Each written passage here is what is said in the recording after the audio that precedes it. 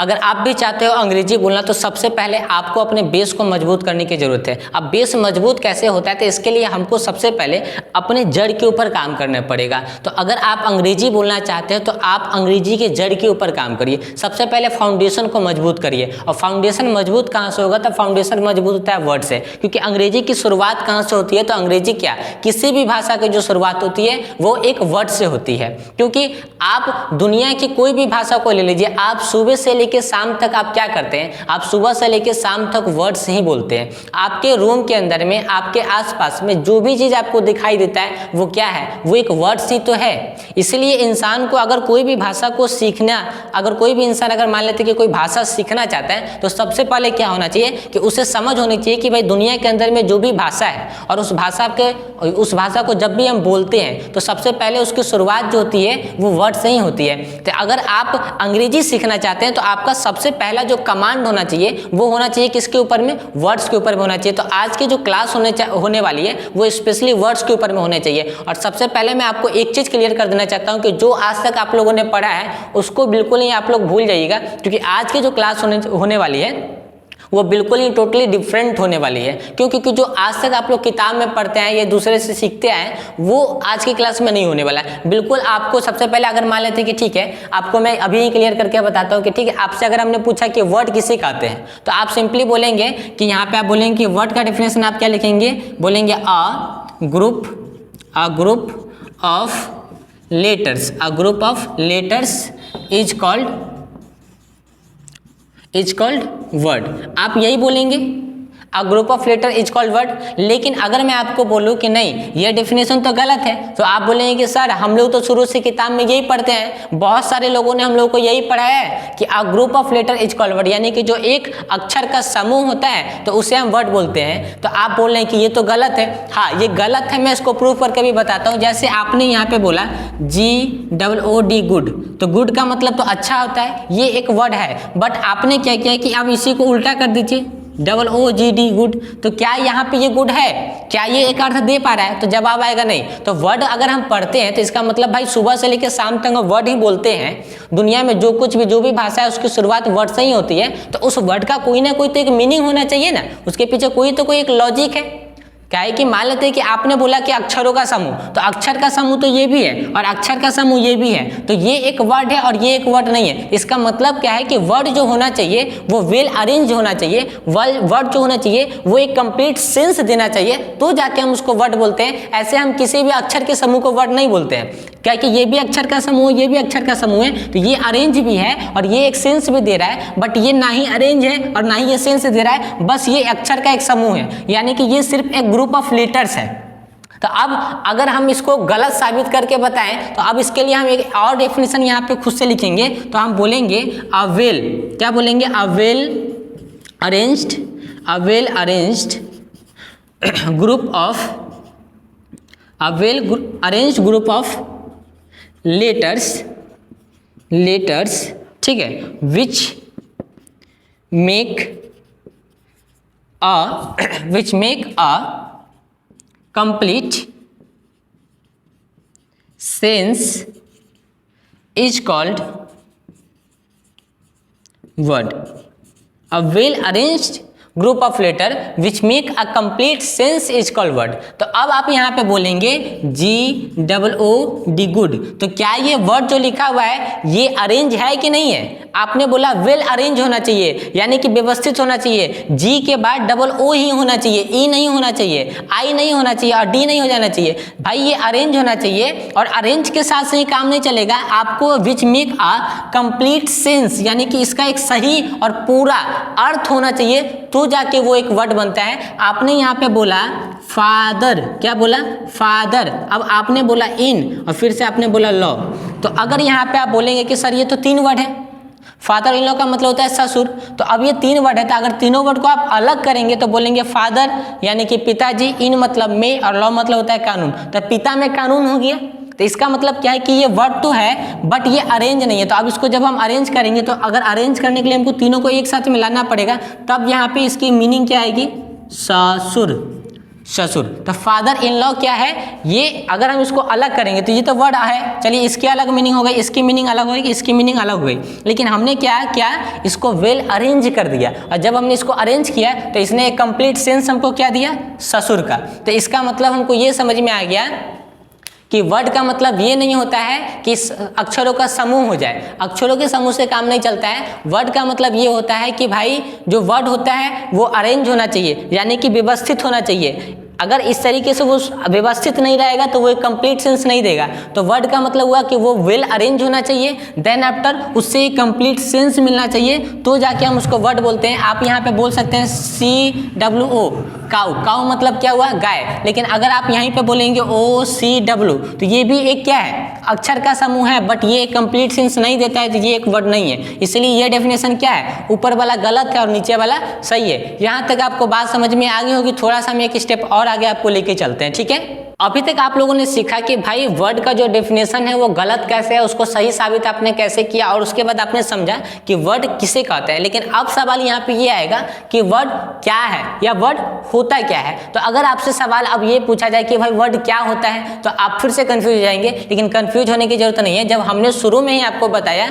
कि भाई दुनिया की जितनी भी भाषाएं हैं वो क्या है, उसके बीच में अगर आप कोई भी भाषा बोलते हैं, हिंदी, भोजपुरी, जो भी आपकी एक नेटिव लैंग्वेज यानी कि लोकल लैंग्वेज है, जहाँ से भी आप है, अगर वहाँ पे आप सुबह से लेकर शाम तक उस भाषा को बोलते हैं तो उस भाषा में हमेशा क्या आता है, वर्ड्स ही तो आता है। और वर्ड से ही अपना 2-4 वर्ड्स अब जब एक बार में मिलता है तो उसका एक कंप्लीट सेंस आता है, तो हम उसे सेंटेंस बोलते हैं। तो वर्ड का भी तो एक सेंस निकलना चाहिए, और जब वर्ड का सेंस सही निकलेगा, वर्ड सही तरीके से अरेंज रहेगा, और 4-5 वर्ड जब साथ में मिल जाएंगे तो उसी से क्या निकल के आता है, आपका सेंटेंस निकल जाता है, ठीक है। सेंटेंस निकल जाता है,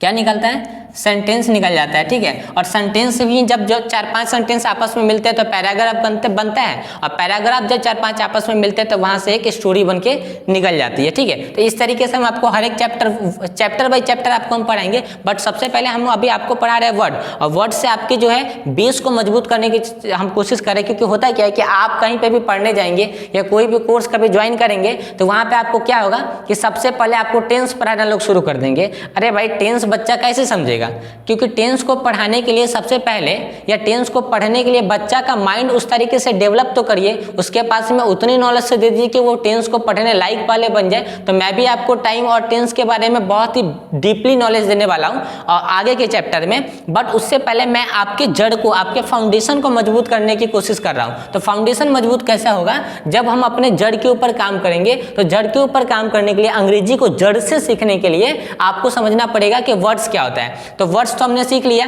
अब वर्ड होता क्या है इसको समझिए। तो वर्ड आप एक वर्ड में बोल सकते हैं कि वर्ड जो होता है ना वो ऑल लैंग्वेज का, हम यहाँ पे बोल सकते हैं ऑल लैंग्वेज, क्या बोलेंगे, ऑल लैंग्वेज का फादर माना जाता है। क्या माना जाता है, फादर होता है या माना जाता है, आप कुछ भी बोल सकते हैं। वर्ड जो होता है वो ऑल लैंग्वेज का फादर होता है। अब उसके बाद आप बोल सकते हैं यहाँ पे कि यहाँ पे जो वर्ड है, और वर्ड से ही एक चीज निकल के आता है, यानी कि वर्ड से ही क्या बना है आपका, पार्ट्स ऑफ स्पीच। अब देखिए आप बोलेंगे सर ये क्या बात हो गई कि पार्ट्स ऑफ स्पीच तो हम लोग ग्रामर में पढ़ते हैं जहाँ पे कहीं पे भी वर्ड्स की चर्चा नहीं होती है। इसलिए तो मैं आपको बोलना चाहता हूँ कि आप सबसे पहले अपने फाउंडेशन को मजबूत करिए, और इतना मजबूत अपने आप को कर लीजिए ना कि सामने वाला पर्सन आपके सामने नतमस्तक हो जाए, कहे कि भाई यार कहाँ से इतनी डीपली नॉलेज लेके आ रहे हो। तो इसका मतलब क्या है कि सबसे पहले हमने ये सीखा कि भाई वर्ड जो होता है, यानी कि वर्ड का डेफिनेशन जो होता है, तो वर्ड का डेफिनेशन ये हुआ कि वर्ड का जो डेफिनेशन होता है वो एक, आप बोल सकते हैं कि वेल अरेंज होना चाहिए, नहीं कि जो एक अक्षर का समूह होना चाहिए वो सबसे पहले व्यवस्थित होना चाहिए, उसके बाद वहां से एक कंप्लीट सेंस आना चाहिए, तो हम उसको वर्ड बोल सकते हैं। अब उसके बाद हमने बोला कि वर्ड होता क्या है, तो वर्ड हर एक भाषा का, यानी कि ऑल लैंग्वेज का फादर होता है। वर्ड क्या होता है, तो वर्ड क्या है या वर्ड क्या होता है, तो वर्ड ऑल लैंग्वेज का फादर होता है, और वर्ड से ही निकल के आता है पार्ट्स ऑफ स्पीच। और स्पीच का मतलब होता है बोलना, तो बोलना, और पार्ट्स का मतलब होता है अलग अलग भाग। तो बोलने का अलग अलग जो भाग होता है उसी को हम क्या बोलते हैं, हम उसी को बोलते हैं वर्ड्स। क्या बोलते हैं, वर्ड्स बोलते हैं। उसी को हम क्या बोलते हैं, यहाँ पे इस तरीके से एरो को घुमा दीजिए और बोलिए, उसी को हम क्या बोलते हैं, वर्ड्स बोलते हैं। यहाँ तक आपको बात समझ में आ गई। तो आपके सामने अभी जितने भी वर्ड्स होंगे, ठीक है, आपके आसपास में जितने भी सामान आपको जो भी चीज दिखाई दे रहा है वो सब क्या है, एक वर्ड ही तो है। और सबसे पहली बात हमको एक चीज और समझना है, तो अब हम यहाँ पे एक लाइन आपको और बोलेंगे कि दुनिया में जितने भी शब्द हैं, दुनिया में जितने भी शब्द हैं, आप बोल सकते हैं यहाँ पे, ठीक है, हम यहाँ पे लिख भी देते हैं कि दुनिया में जितने भी, आप लोग लिखते भी रहिएगा, ठीक है, या स्क्रीनशॉट ले लीजिएगा, हम लिख देते हैं, दुनिया में जितने भी शब्द होते हैं, ठीक है, जिसे हम जानते हैं, जिसे हम जानते और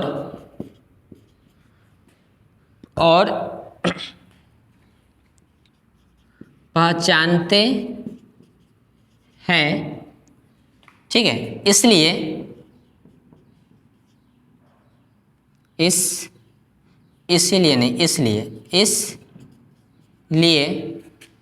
दुनिया में जितने भी शब्द हैं जिसे हम जानते हैं और पहचानते हैं, ठीक है, इसलिए हम उसे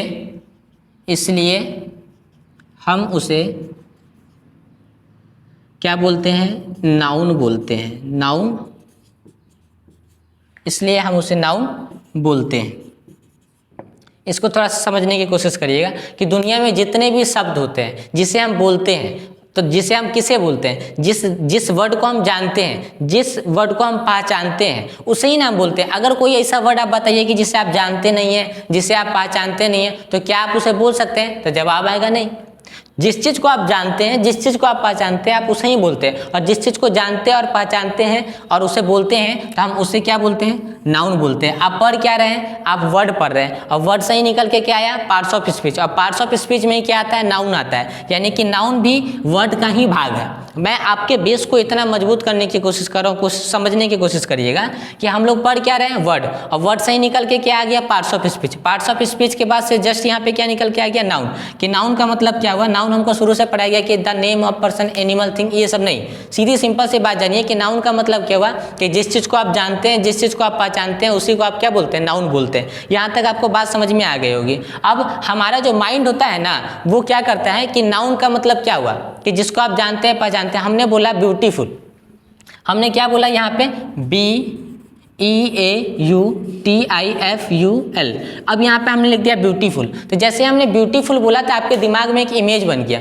क्या बन गया? इमेज बन गया। तो इसका मतलब क्या है कि जो हमारा माइंड होता है ना, वो इमेज फॉर्म में सोचता है, ना कि वो वर्ड फॉर्म में सोचता है या आपको नंबर के फॉर्म में सोचता है। नहीं, आपने बोला 100, तो 100 भी आपके दिमाग में एक इमेज बन गया 100 का, 100 करके एक इमेज बन गया होगा। आपने बोला ब्यूटीफुल, तो ब्यूटीफुल आपके दिमाग में हो सकता है कोई लड़की ब्यूटीफुल, उसका इमेज बन गया होगा। कोई सामान अच्छा सुंदर दिखाई दे रहा होगा उसका, कोई ऐसा प्लेस यानी कि स्थान होगा जो बहुत ही सुंदर होगा, उसका इमेज आपके दिमाग में बन गया होगा। तो हमारा जो माइंड होता है वो इमेज के फॉर्म में सोचता है। तो जो भी नाउन होता है वो क्या होता है? इमेज होता है। जो भी वर्ड होता है वो क्या होता है? एक इमेज के फॉर्म में होता है, ठीक है। यानी कि वर्ड को आप वर्ड ना करके आप बोल सकते हो कि वर्ड एक इमेज होता है। और वर्ड कौन सा इमेज होता है? जिस चीज को आप जानते हैं, जिस चीज को आप पहचानते हैं, उसी को आप बोलते हैं, उसी को आप वर्ड बोलते हैं, उसी को आप नाउन बोलते हैं, उसी को आप पार्ट्स ऑफ स्पीच बोलते हैं। यहाँ तक बात समझ में आपको आ गई होगी। तो अब हम इसको थोड़ा सा और आगे लेके चलते हैं, इस वाले को मिटाते हैं यहाँ से, ठीक है। और अब हम यहाँ पे आपको इसका एक अच्छा सा एग्जाम्पल दे के आपको समझाते हैं कि और बेहतर आपको कैसे समझ में आएगा।